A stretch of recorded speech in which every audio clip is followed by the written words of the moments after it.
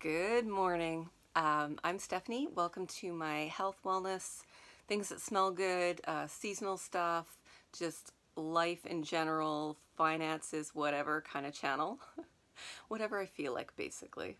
Um, I have plans to put together like a fall cozy list video for you guys, but to be honest, my heart hasn't been in it. Oh, I'm bumping my camera, sorry.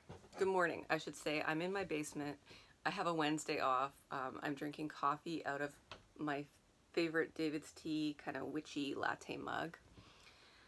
Yeah, I had plans to do a fall cozy video, but my heart just isn't in it right now because I'm going through a lot of stuff in relation to finances, and I hope it's okay if I just talk about it here, honestly.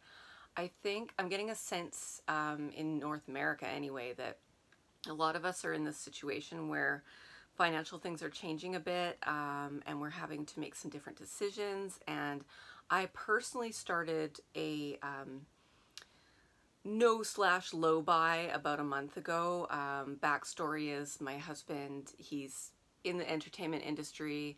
His industry has dried up a little bit right now. He hasn't had a job. It's like 4 months now. And, you know, we're financially responsible people. We've been through hard times before, so we always keep savings available, so we're not in an emergency situation. But when it gets to this point, and I truly don't know when he's going to be working at his usual job again, we really tighten things up. And so I decided to start a no buy, specifically on Bath and Body Works all stuff, and then also just on candles and wax, because those have been kind of some of my main spending areas lately. But we're also just being super anal about all of our spending. I'm really trying to cut down on my grocery spending. Like, I was counting up what my grocery costs were for the 4 of us, and we almost never eat out, right, for the month, and I really wanted to take it down by about $300 per month. Mostly because I want to put that money away so that we can cash flow Christmas, because my property taxes have gone up. So the money I usually would have saved for Christmas is now all going to property taxes. Does this story sound familiar at all? Like, everybody on every end is kind of hammering us financially. And so of course, as soon as my husband doesn't have a job, everything breaks, right? Like, the water cooler broke, not getting a new one of those. My subscription to my fitness videos, I can't renew that right now, so I'm working out with DVDs, and that's okay. Like, I'm looking around and we're in an okay position. I see a lot of the stuff that I have bought in the past, and there's a little part of me that looks and I'm like, oh, I have all this body care, I have all these candles, this was so much money that I could have saved instead, right? Instead of spending on this stuff. But then on the other hand, I'm also really glad that I have this backstock, because right now I'm not feeling like I need to go buy anything, because I'm like, oh gosh, I have enough of this, I have enough of that.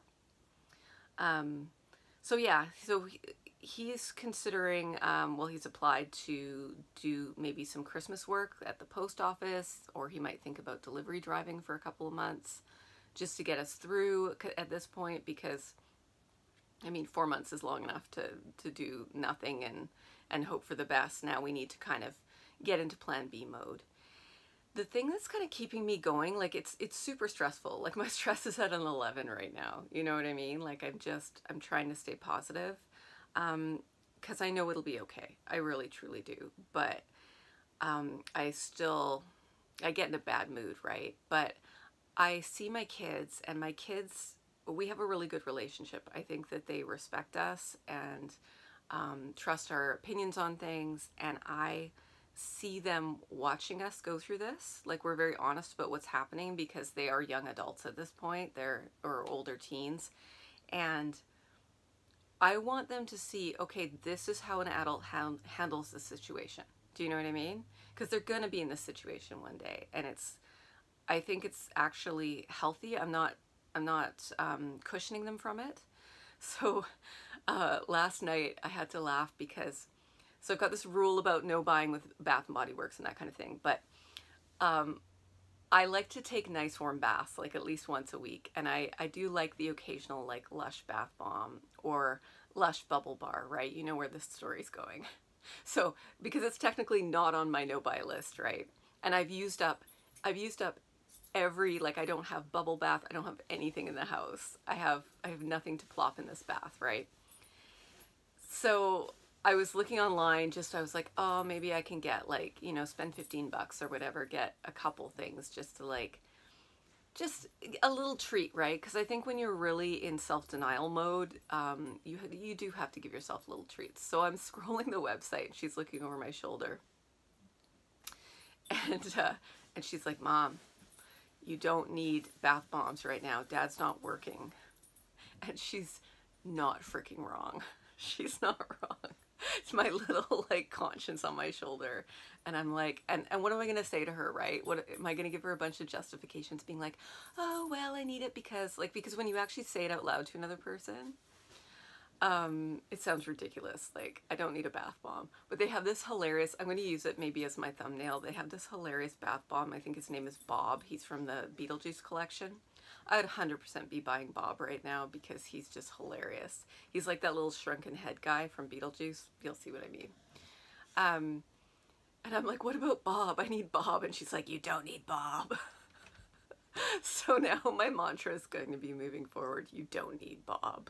Like, it's okay. I will survive for a couple of months. I have some extra hand soap. I can always toss that in the bath if I need bubbles, or I can just take a freaking shower. It's fine. Anyway, it's actually, in a way, I am really practicing a lot of gratitude to get through this right now. I am talking to myself a lot about what I already have around me. I'm so lucky. My children are healthy. We have a home to live in. We're not in risk of losing that home. We do have enough food to eat.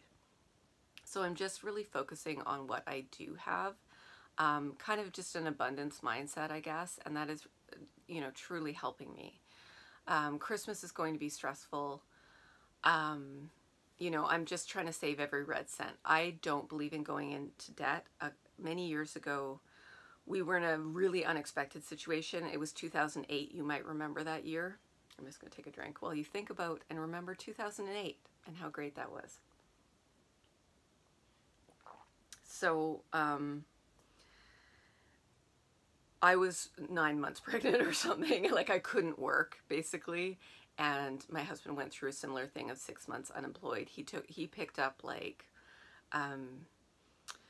jobs, he was doing under the table work, renovating houses and stuff, and it's getting harder as he's getting older now that he's getting in his 50s. I don't really like him doing this kind of physical work. His back is bad and the whole thing, but kudos to him. Shout out to him. He's a hard worker. He will do what he needs to do to support his family. I'm still working, and I want my kids to see that. I want my kids to be like, okay, it's rough right now. If I have to go work at McDonald's for a couple months to like make ends meet, there's no pride there. That you should be proud that you are doing what you need to do to take care of your family. That's it, period. Whatever you need to do. You're not, too good to go back in time and do some of the jobs you did when you were younger, basically. But we did end up racking up we kind of consolidated some debt in a line of credit, and it really got us into trouble. And I started really drowning in this debt because the monthly payments, even on just the interest, were insane. And it was only through some inheritance that I actually got myself out of that. That was a terrible time in our lives, and we don't want to go back to it. I do struggle with the fact that I feel like, we've worked so hard and we've done so much in our lives, and it's hard to go back in time and feel like, wow, I'm now living a lifestyle that I lived in my 20s when I was struggling in university, or in 2008 when we were like just trying to stay, afloat with no knowledge of where this was all going. And here I am again, 16 years later, going through another dip. But I'm old enough to understand it's just a dip. We will get through it. So yeah, how is my no-buy going? Great. I mean, my children are looking over my shoulder, and I'm constantly thinking about what they see me do. There's no way I'm walking to the house with shopping bags or having deliveries show up at the door. They need to see that I have self-control. And that has been a blessing, because me inside, I feel really weak. I want treats. I want fun things. But you know what? A lot of the things that we spend money on, they're just little pleasures, but they're not necessary. What's necessary, right? Like I made a list, you know, of the necessary food. We have all the necessary food we need. We don't need a bunch of fancy beverages and drinks. The part that's getting hard is that there is that point when socially I still want to be able to, like, I got invited out for a friend's birthday and it was at a restaurant and I had to spend $50 on this, you know, kind of so-so brunch or lunch or whatever that I had. I didn't really have $50 to spend on that, but my pride wasn't quite ready to let me be like, I can't afford it, because I can. Like, I have retirement funds, you know what I mean? I have things I could sell. Like, I didn't want somebody to be like, oh, I'll give you the money, or I'll lend you the money, or, you know, I just had too much pride. So of course I went and spent money I didn't have on this lunch. People are forever suggesting, oh, you should go to this movie, or oh, you should go to this restaurant, or oh, here's this supplement you should try, or whatever. And when you are in a mode like I am, where you're just trying to stay afloat, those things are really stressful. The people around you are really stressful, because you're trying to save face and you're trying to keep up appearances. Yeah, I don't know how to deal with that one. Like, ultimately, you know, I'm giving people Christmas presents. Do you know what I mean? Like, I'm not so poor that I can't give people Christmas presents. I'm really not. I'm still gonna donate, like, it's gonna be less. It's probably be like $50, but I'm gonna donate $50 this year to the food bank, like I always do, because there are people way worse off than me. There are people who don't have jobs, and they're just, you know, they have sick kids that they're taking care of, or whatever.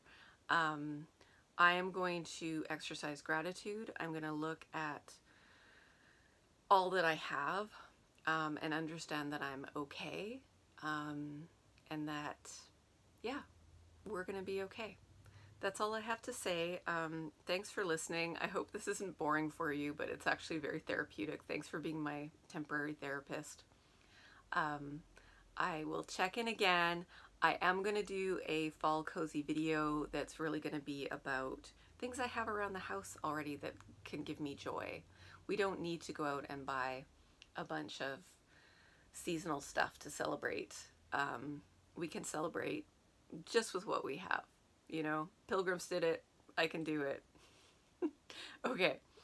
Thanks, guys. Thanks for listening. Have a good day.